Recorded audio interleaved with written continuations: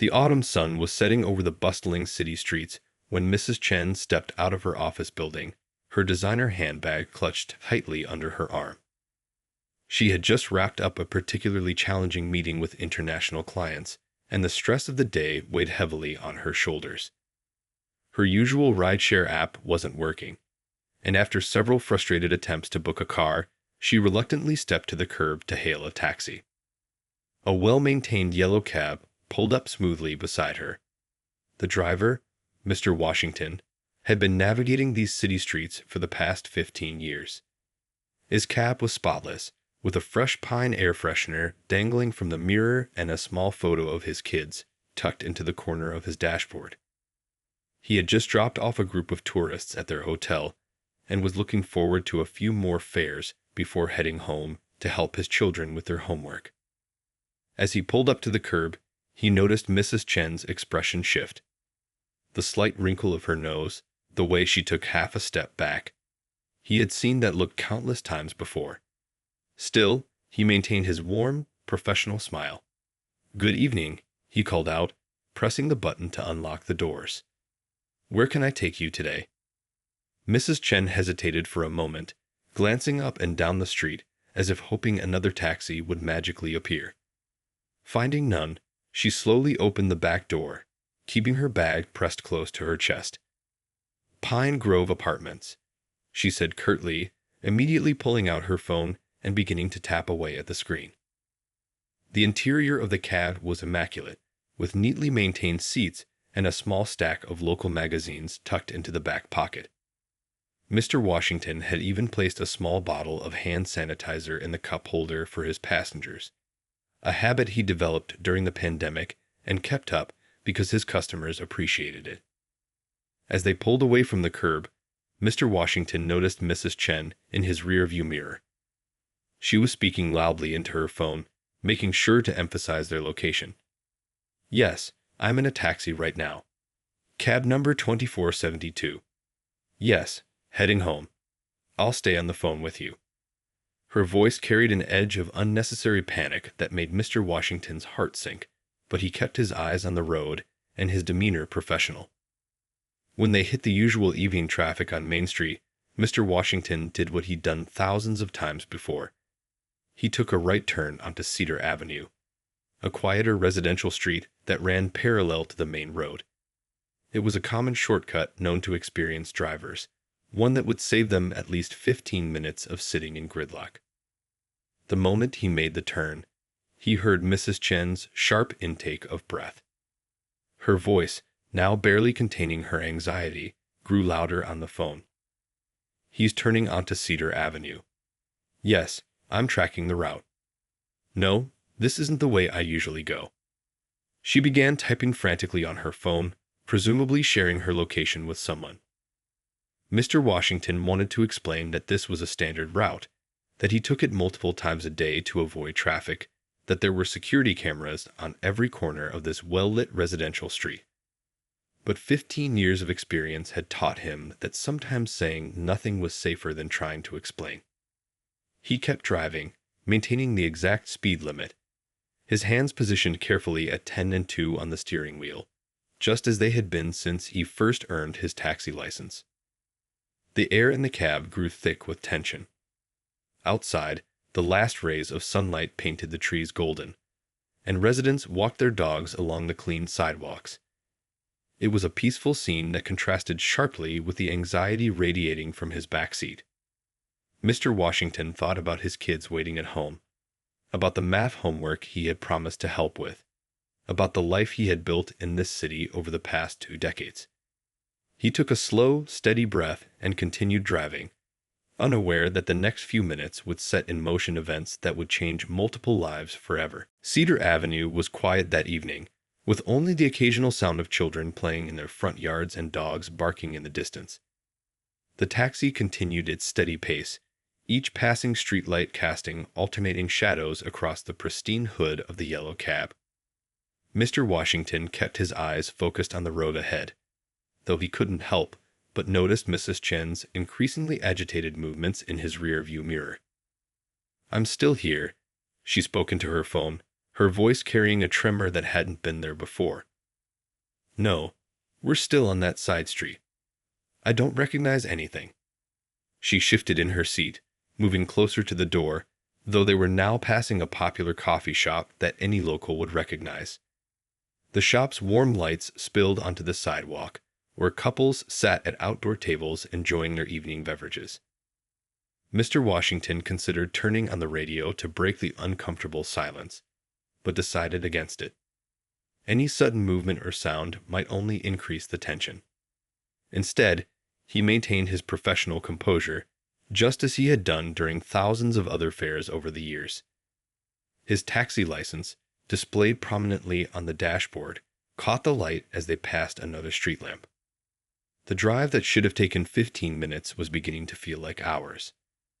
Mrs. Chen's phone conversation had evolved into a running commentary of their location, punctuated by sharp intakes of breath whenever they stopped at a traffic light. "We're stopping again," she would say, her voice rising slightly. "No, don't hang up." Through the windshield, Mr. Washington could see they were approaching the intersection that would lead them back to Main Street, just a few blocks from Pine Grove Apartments. He signaled his turn, making sure to move slowly and deliberately. In the back seat, Mrs. Chen's grip on her phone tightened visibly. A group of joggers passed in front of the taxi at the intersection, waving apologetically as they crossed. Mr. Washington waited patiently, offering a small wave in return. This simple, normal interaction seemed to surprise Mrs. Chen, who had momentarily stopped speaking into her phone to observe the exchange. As they turned back onto Main Street, the familiar sight of the city's evening rush hour traffic came into view.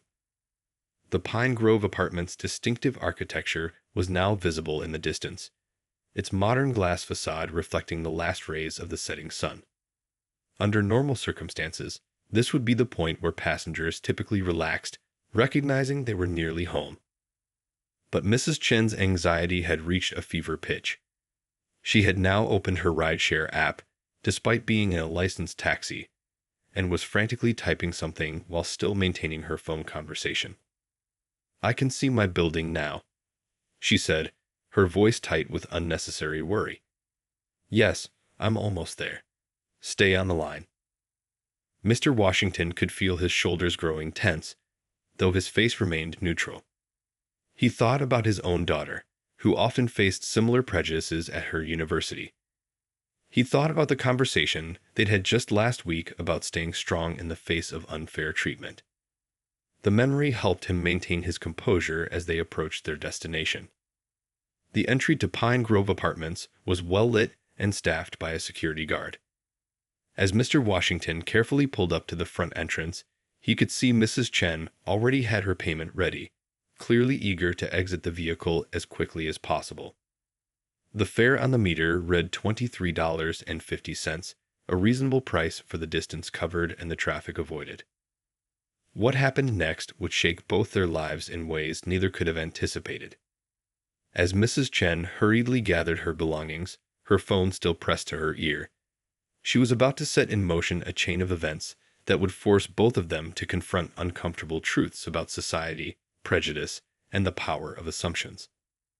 The security guard at Pine Grove Apartments looked up from his desk, his expression shifting as he observed the scene unfolding before him. He would later become an important witness to what happened in the next few crucial moments. Everything happened so quickly at the entrance of Pine Grove Apartments. Mrs. Chen practically threw the money onto the front seat and rushed out of the taxi, her heels clicking rapidly against the pavement as she hurried toward the building's entrance. The security guard, Mr. Thompson, noticed her unusual behavior and stood up from his desk, concern evident on his face. "He tried to take me through dark streets." Mrs. Chen's voice echoed across the lobby, her phone still clutched tightly to her ear. "I need to speak to your supervisor immediately." She was now frantically dialing another number while pacing back and forth in the building's entrance. Mr. Washington sat in his taxi, stunned by the sudden turn of events. His hands were still on the steering wheel, exactly where they'd been throughout the entire ride. Through the glass doors, he could see Mrs. Chen gesturing wildly as she spoke to someone on the phone. His heart sank as he realized what was happening. A scenario he had feared but hoped he'd never experience. Within minutes, a police car pulled up beside the taxi, its lights casting blue and red shadows across the building's facade.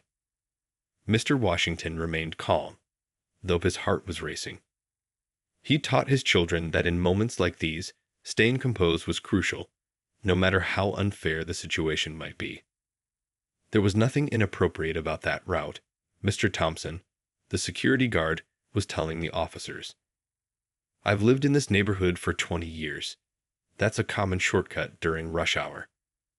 But Mrs. Chen was insistent, her voice growing louder as she described a version of events that bore little resemblance to reality. The taxi company's dispatcher called Mr. Washington's phone. We're getting a serious complaint, the dispatcher said, regret evident in his voice. We'll need you to come back to the office immediately. You'll be suspended pending investigation. The words hit him like a physical blow. 15 years of perfect service, countless thank you notes from satisfied customers, all potentially undone by one passenger's prejudice.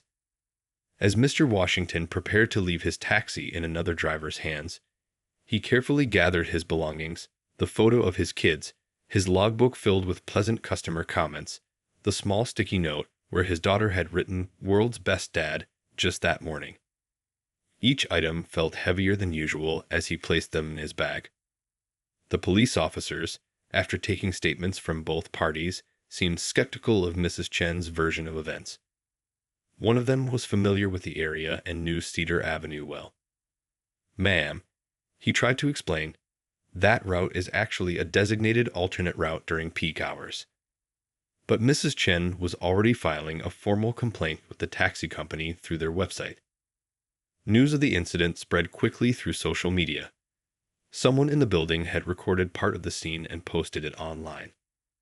The comments section quickly filled with heated debates, with some people jumping to conclusions without knowing the full story. Mr. Washington's children would soon face questions at school, while their father's reputation hung in the balance. That night, as Mr. Washington rode the bus home instead of driving his taxi, he thought about how to explain this to his family. His phone kept buzzing with messages from fellow drivers offering support and sharing their own similar experiences. The taxi company's investigation would take days, maybe weeks, during which he wouldn't be able to earn a living. Meanwhile, in her apartment, Mrs. Chen was still fired up, sending emails to various authorities about her experience. But as the adrenaline began to wear off, tiny doubts started creeping in. She noticed her hands were shaking as she typed, and for the first time that evening, she began to question whether her fear had been justified.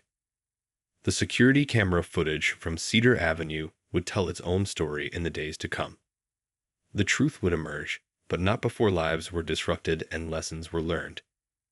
The weight of false accusations and the responsibility of facing one's own prejudices would soon come crashing down, changing perspectives and challenging long-held beliefs. The next morning brought a heavy silence to Mr. Washington's small apartment. His children sat at the breakfast table, pushing their cereal around in their bowls, the usual morning chatter notably absent. His teenage daughter kept checking her phone, wincing at the social media notifications that wouldn't stop coming. The video of last night's incident had spread far beyond their local community. "Dad," his daughter finally spoke up, her voice small. "My friends keep asking me about what happened. Some of them are sharing the video." She looked down at her bowl, unable to meet his eyes. "What should I tell them?" Mr. Washington reached across the table and gently placed his hand over hers.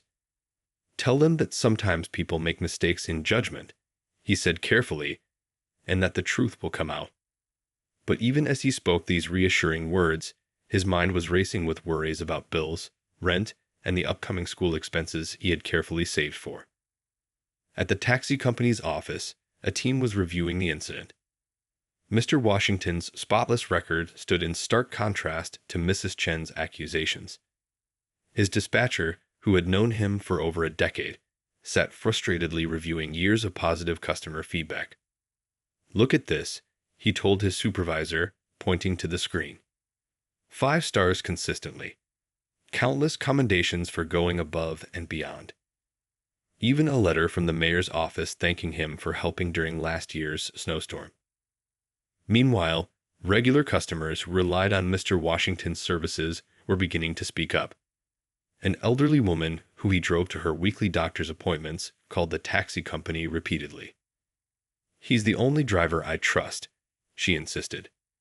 "He always makes sure I get safely to my door, even helping with my walker." A local business owner wrote a lengthy post about how Mr. Washington had once found his lost wallet and drove across town after his shift to return it. The local news picked up the story, but their initial headline focused on the accusation rather than the facts. "Taxi driver accused of harassment" splashed across screens, causing Mr. Washington's phone to buzz constantly with messages from concerned friends and family. His brother offered to help with expenses, but pride made it difficult to accept. At his children's school, teachers noticed the impact. His daughter, usually outspoken in class, had become quiet and withdrawn. His son, normally playful during recess, now sat alone, reading a book. Their teachers, aware of the situation, tried their best to maintain normalcy while keeping an eye out for any signs of bullying. The investigation process seemed to move at a painfully slow pace. Each day without work meant dipping further into savings meant for his children's education. Mr. Washington spent his days making phone calls, gathering supporting documents, and trying to keep his family's spirits up. In the evening, he helped his children with homework, maintaining their routine despite the chaos swirling around them. Support began to emerge from unexpected places. The coffee shop owner on Cedar Avenue came forward with security footage showing Mr. Washington's taxi passing by at normal speed, following all traffic rules. Regular passengers started a social media campaign sharing their positive experiences with him. Even some residents of Pine Grove Apartments began questioning Mrs. Chen's version of events. But the damage to Mr. Washington's reputation wasn't easy to undo. Job applications to other driving services were met with hesitation. "We'll have to wait until this situation is resolved," they would say politely.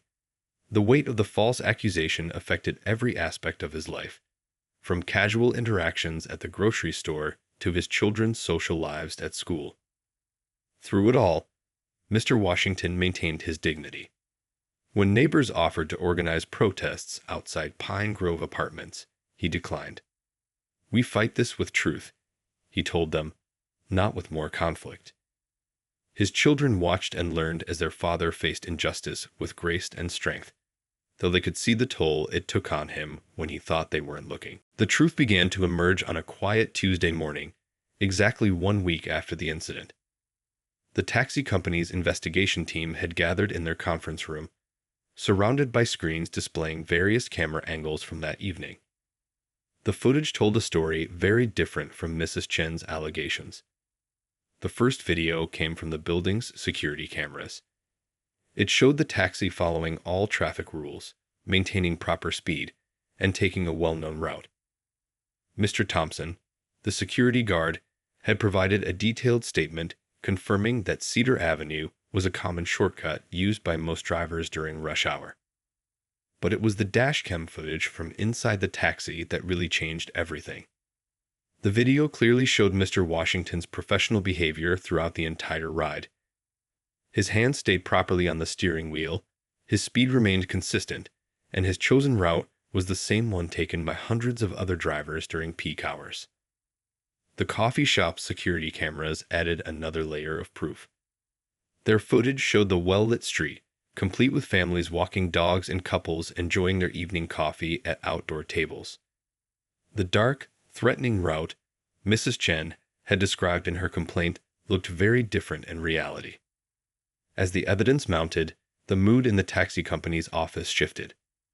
The dispatcher who had been forced to suspend Mr. Washington sat back in his chair, shaking his head. "We should have known better," he said quietly. 15 years of perfect service doesn't disappear overnight. The investigation team wasn't alone in reviewing the evidence. Local news stations had obtained copies of the security footage through proper channels. The same outlets that had initially reported the accusations now prepared very different stories. Taxi driver cleared. Security footage reveals truth would soon replace the previous damaging headlines. Regular customers who had supported Mr. Washington from the beginning felt vindicated. The elderly woman who relied on him for her medical appointments called the taxi company again, this time with happy tears in her voice. "When can you come back to work?" she asked. "I've had to reschedule 3 appointments because I don't trust anyone else to drive me." The community's response was overwhelming. The coffee shop owner on Cedar Avenue started a welcome back fund for Mr. Washington. Regular customers contributed, wanting to help make up for his lost wages. Even some residents of Pine Grove Apartments, who had witnessed the incident firsthand, came forward with statements supporting his version of events. At home, Mr. Washington's children finally began to smile again. His daughter's phone now buzzed with messages of support rather than uncomfortable questions. His son proudly showed his friends the newspaper article clearing his father's name. The weight that had settled over their household started to lift. The taxi company's management prepared a formal apology. They planned to reinstate Mr. Washington immediately, with back pay for the days he'd missed. But more than that, they wanted to use this incident as a teaching moment for their entire organization about the dangers of rushing to judgment. Local civil rights organizations took notice of the case. They reached out to Mr. Washington, not to encourage legal action, but to ask if he would share his story to help educate others about the impact of bias and false accusations.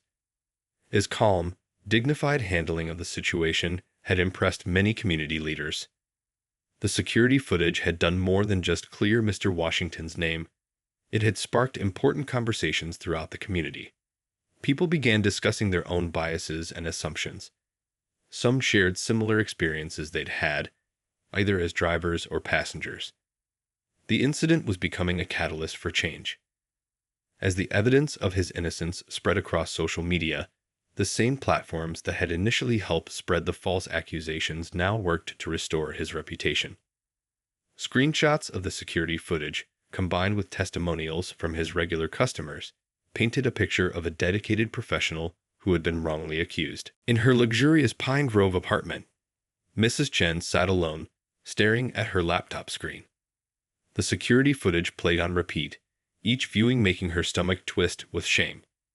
She watched herself in the video, saw her own unmistakable panic, and finally recognized it for what it was: pure prejudice.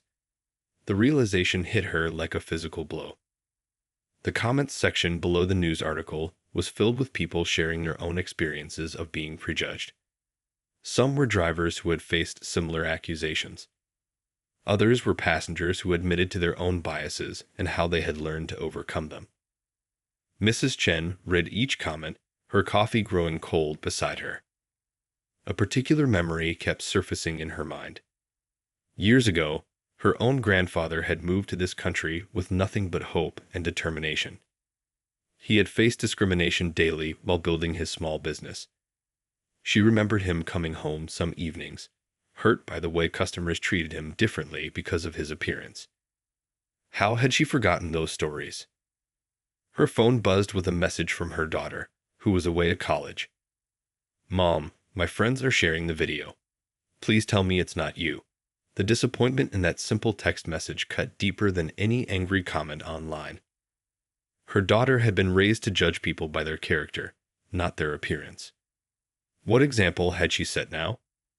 At her office, things weren't any better.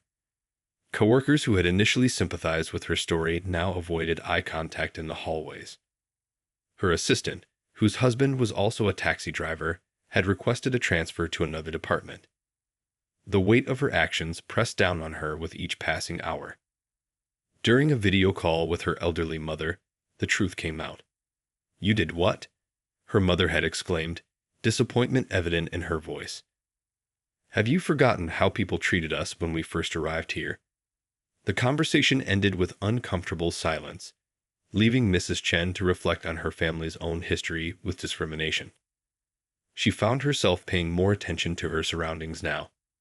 In the office elevator, She noticed how a young delivery man clutched his packages tighter when certain executives entered. At her favorite coffee shop, she observed how some customers changed lines when a cashier with an accent began serving them. Had these things always happened, and she'd simply chosen not to see them? The security guard, Mr. Thompson, who had witnessed everything that night, now gave her a disapproving look each time she entered the building. It was a small thing, but it made her understand how it felt to be judged unfairly. The irony wasn't lost on her. One evening, while sorting through old family photos, she found a picture of her grandfather standing proudly in front of his first shop. Despite the graffiti visible on the windows, ugly words targeting his ethnicity, he smiled at the camera with dignity and determination. She remembered him telling her, "Never judge others the way we were judged." She had failed to honor his wisdom. The company's diversity training seminar, which she had always treated as a mere formality, suddenly held new meaning. She found herself actually listening to the stories shared, recognizing patterns in her own behavior that she had previously dismissed. The discomfort she felt was necessary for growth. Her regular lunch group had gotten smaller. Some colleagues made excuses not to join her anymore. She understood why, but it still hurt. Alone at her usual table, she watched the diverse crowd of people coming and going, really seeing them perhaps for the first time.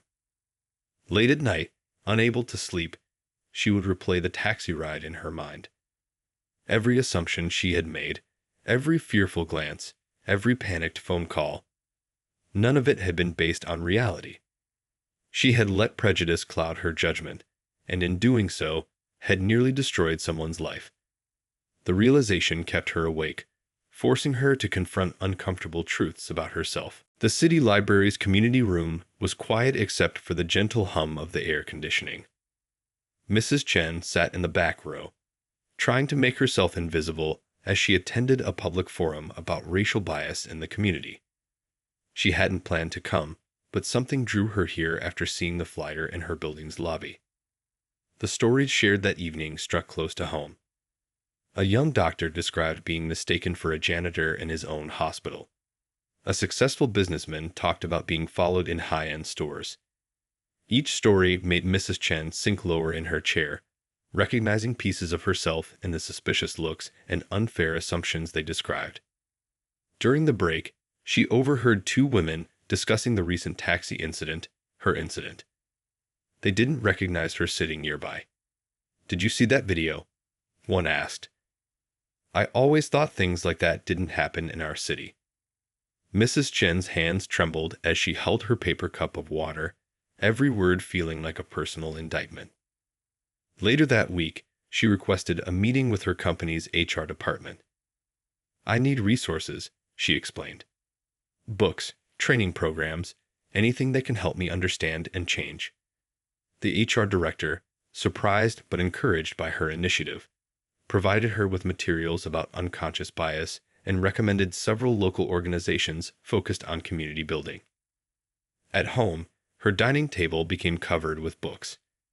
Histories of civil rights movements, personal memoirs of discrimination, studies about systemic bias. Her daughter, calling from college, noticed the change in their conversations. "Mom, are you okay?" she asked, hearing the emotion in her mother's voice as they discussed her latest readings. The hardest part was acknowledging how deep her prejudices ran. She remembered times she had clutched her purse tighter around certain people, times she had made assumptions about someone's education or background based on their appearance. Each memory now felt like a small wound that needed healing. One particular book hit home. It was a collection of letters from children to their parents about experiencing discrimination. One letter described a young boy's pain watching his father, a professional driver, being treated with suspicion by passengers. Mrs. Chen had to stop reading several times, thinking about Mr. Washington's children and how they must have felt. Her coworkers noticed a change in her behavior. The way she now made eye contact with the cleaning staff, learned their names, and greeted them each morning. How she spoke up in meetings when someone made casual stereotypical remarks. Small changes, but meaningful ones. During lunch breaks, she started sitting with different colleagues, particularly those she had previously avoided. She learned about their lives, their families, their struggles and dreams. A young intern from a different background shared stories about her grandmother's cooking, reminding Mrs. Chen of her own family traditions. The conversation with her mother improved too. "I'm trying to learn, Mom," she explained one evening. "I'm trying to be better than I was." Her mother's voice softened as she shared more stories about their family's early days in America, stories of both hardship and kindness that had shaped their lives.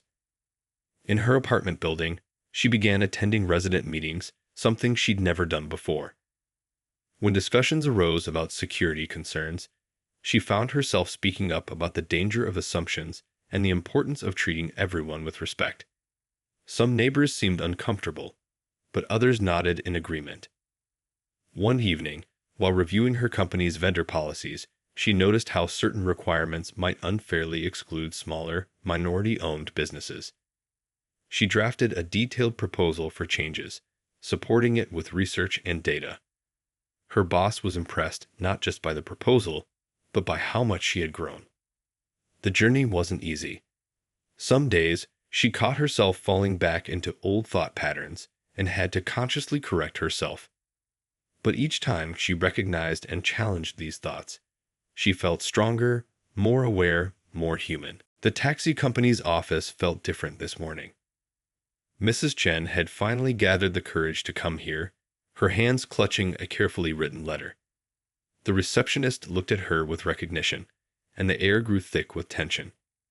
"I'd like to speak with Mr. Washington, if possible," she said quietly. "I understand if he doesn't want to see me." The waiting area was simple but clean, with photographs of the company's drivers receiving various community service awards hanging on the walls. Her eyes fixed on one showing Mr. Washington helping elderly residents during a power outage last winter. The image made her written apology feel somehow inadequate. When Mr. Washington entered the room, his presence carried a dignity that made Mrs. Chen's shame deepen. He sat across from her, maintaining a professional distance, his expression neutral but not unkind. The dispatcher who had suspended him weeks ago stood nearby, watching the interaction carefully. "I've been trying to find the right words," Mrs. Chen began, her voice trembling slightly. "But how do you apologize for letting fear and prejudice hurt someone so deeply?" She unfolded her letter, but didn't read from it. Instead, she spoke from her heart about her journey of self-discovery over the past weeks. She told him about finding her grandfather's old photographs, about remembering his stories of discrimination. She shared how she'd been educating herself, attending community forums, and confronting her own biases. "I know this doesn't undo what I did," she said, "but I want you to know that your experience has changed me." Mr. Washington listened quietly, his hands folded on the table. When she finished speaking, he was silent for a moment before responding. "You know," he said carefully, "my children asked me why someone would be afraid of their father just because of how he looks." The simple statement carried the weight of generations of similar conversations. Mrs. Chen's eyes welled with tears. "I've thought about your children a lot," she admitted. "My own daughter was so disappointed in me. She helped me see how wrong I was." She reached into her bag and pulled out a second envelope. "This is for your children's education fund. I know you lost wages during the suspension." Mr. Washington looked at the envelope but didn't take it immediately. "The money isn't the most important thing," he said. "What matters is that you're trying to change, that you're teaching others to do better." His words carried no bitterness, only a hope for better understanding. The dispatcher, who had been quietly observing, spoke up. "We've updated our company policies because of this incident," he explained. "Better support systems for our drivers, mandatory bias training for all staff, and clearer procedures for handling complaints." Something positive had grown from this difficult situation. Mrs. Chen shared her own efforts at her workplace. "I've started a diversity and inclusion initiative," she explained. "We're reviewing all our policies, bringing in speakers, creating spaces for honest conversations." Mr. Washington nodded approvingly, recognizing the sincerity in her actions.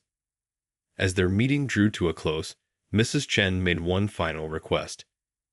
"Would you be willing to share your story at one of our company workshops?" she asked. "People need to hear about the real impact of their assumptions and prejudices." The request hung in the air between them. Mr. Washington considered this for a moment. "If sharing my experience can prevent someone else from going through the same thing," he said thoughtfully, "then some good can come from all this." His response showed a generosity of spirit that moved everyone in the room. Before leaving, Mrs. Chen turned back one last time. "I can't change what I did," she said, "but I can change who I become because of it." Mr. Washington's slight nod acknowledged both her regret and her commitment to change. 6 months later, the community center's main hall was packed. People from all walks of life sat together, listening intently as Mr. Washington and Mrs. Chen shared their story. The event, titled Building Bridges, had drawn a larger crowd than anyone expected. Local business owners, taxi drivers, corporate executives, and students all came to hear this remarkable tale of transformation. Mr. Washington's taxi was back on the streets, now often requested specifically by customers who had heard his story. His children walked with their heads held high at school, proud of how their father had handled the situation with such grace. The education fund Mrs. Chen had contributed had grown, with others in the community adding their support.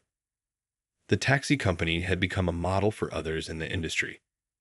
Their new training program, developed with input from both Mr. Washington and Mrs. Chen, was being adopted by other transportation services across the city. Drivers reported feeling more supported, and customers learned about the importance of checking their biases. Mrs. Chen's workplace had undergone its own transformation. The diversity initiative she started had expanded beyond mandatory training sessions into genuine community engagement. Her colleagues now actively participated in discussions about bias and inclusion, sharing their own experiences and learning from each other. At Pine Grove Apartments, the atmosphere had changed.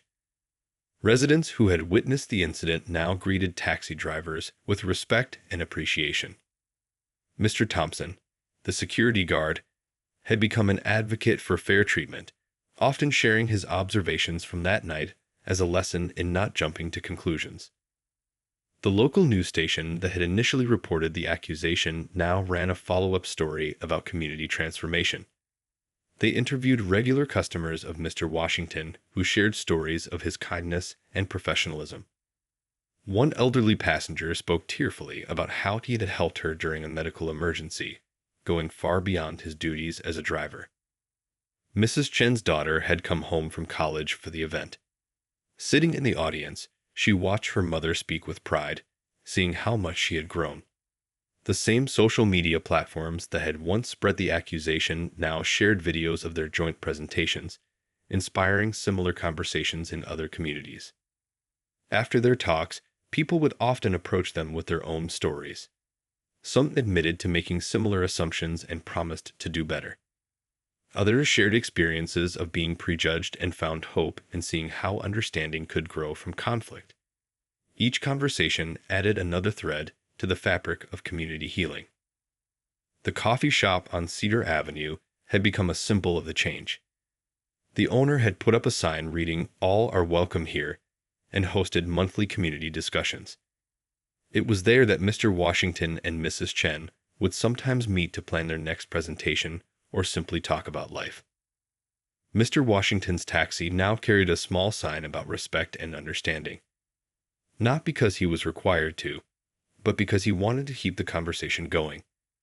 His passengers often asked about it, leading to meaningful discussions during their rides.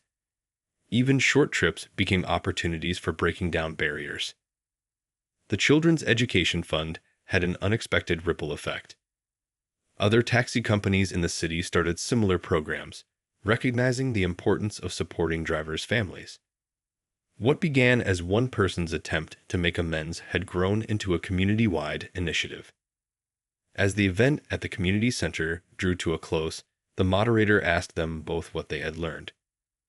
Mrs. Chen spoke first, her voice clear and confident. Change starts with admitting our mistakes and being willing to learn from them. Mr. Washington nodded in agreement before adding, and it continues when we share those lessons with others. People filed out of the hall that evening carrying something valuable with them. Not just a story of conflict and resolution, but a roadmap for personal growth and community healing. The incident that could have deepened divisions had instead become a catalyst for positive change, proving that even the most difficult moments could lead to understanding and growth.